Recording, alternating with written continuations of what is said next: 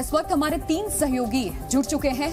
राहुल मिश्रा हमारे साथ रवुपुरा गांव से जुड़े हैं, विशाल रघुवंशी हमारे साथ जुड़े हुए हैं और इसके अलावा रविंद्र सिंह भी हमारे साथ जुड़े हैं। सबसे पहले राहुल, आपका रुख कर रही हूं, आप उस गांव में मौजूद हैं जहां पर इस वक्त विरोध प्रदर्शन हमें देखने को मिल रहा है। सबसे बड़ी बात, प्रशासन की तरफ से अब क्या तैयारियां की गई है, क्योंकि ये गांव के लोग ही 2 धड़ों में बटे नजर आ रहे हैं, कोई सीमा के समर्थन में तो कोई विरोध में।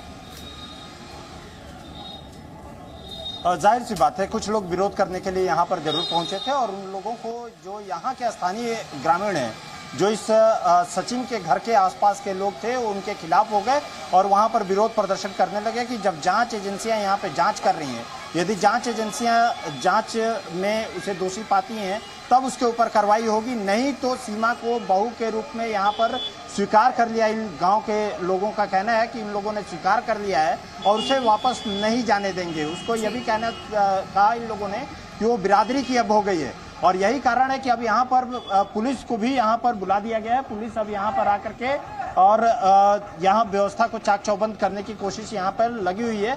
यहाँ पर क्योंकि 1-2 कांस्टेबल के साथ साथ में यहाँ जो पुलिस के कर्मी हैं उनको यहाँ पर लगा दिया गया कि यहाँ पर व्यवस्था को सुचारू किया जाए, व्यवस्था को ठीक किया जाए। और यहाँ क्योंकि जिस तरीके का विरोध प्रदर्शन देखने को मिला था, जिस तरीके से लोग आमने सामने हो गए थे, उससे कहीं यहाँ पे माहौल बिगड़ता हुआ दिखाई दे रहा था और यही कारण है। नजर बनाए रखिए, वापस आपका रुख करेंगे। गांव में क्या स्थिति हमने आपको दिखा दिया। एटीएस भी लगातार पूछताछ करी है, न सिर्फ सीमा बल्कि सचिन, उसके पति और सचिन के पिता से भी। विशाल रघुवंशी हमारे साथ जुड़े हुए हैं और ज्यादा जानकारी के साथ। विशाल, अपडेट आपके पास क्या है?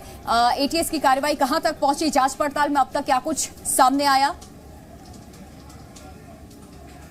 देखिए, लगातार यूपी एटीएस जो है वो पूछताछ कर रही है और आज हालांकि जो यूपी एटीएस ने जो 2 दिन पूछताछ की थी उसका जो पूरा कंक्लूजन है, या जो सीमा हैदर ने तमाम लोकेशन बताई थी, तमाम जो इनपुट दिए थे, उसके आधार पर जो यूपी एटीएस है उसकी टीम अलग अलग जगह पर जाकर जो है इस पूरे मामले को लेकर जो चीज़ें बताई गई हैं सीमा हैदर के बारे ने, उसकी जो है तासीद कर रही हैं कि क्या उसने जो कहानी बताई है वो सही है या नहीं है।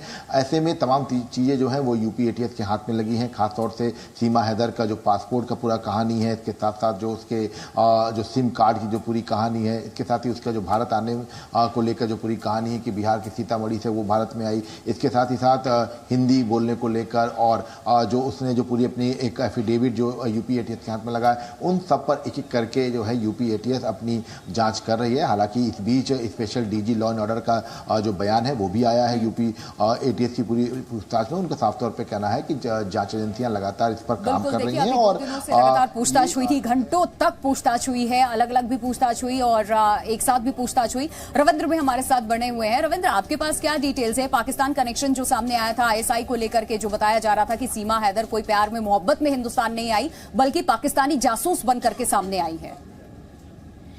फिलहाल तो ये जांच का विषय है और दूसरा जो मेरे पास अभी तक इंफॉर्मेशन पहुंची है वो ये है कि सीमा हैदर की जांच अब पाकिस्तान में भी शुरू हो चुकी है। पाकिस्तान की जो जांच एजेंसीज, उनके घर में उनके परिवार वालों को मीडिया से अब दूर कर दिया गया है और ये जानकारी भी प्राप्त हुई है कि सीमा हैदर के जो छोटे बच्चे हैं वो भी हिंदी बहुत फ्लुएंटली, बहुत अच्छी ढंग से बोल पाते हैं, जबकि सीमा हैदर जिस इलाके को बिलोंग करती हैं वो वहाँ सिंधी भाषा बोली जाती है। और सीमा हैदर के बच्चे जो हैं, पुलिस का कहना है कि वो हिंदी कहाँ से सीखी, उन्हें पेशावर में किन लोगों ने मदद की।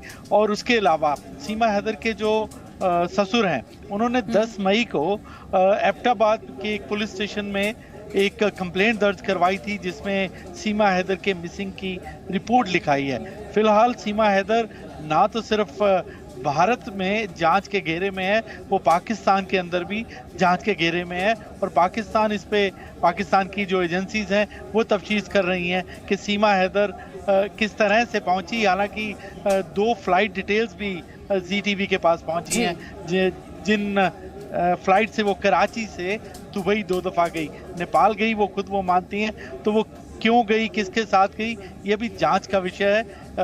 चलिए, ना सिर्फ हिंदुस्तान बल्कि पाकिस्तान में भी अब जांच शुरू हो गई है सीमा हैदर के खिलाफ। बहुत शुक्रिया आप तीनों सहयोगियों का तमाम जानकारी देने के लिए। जी न्यूज़।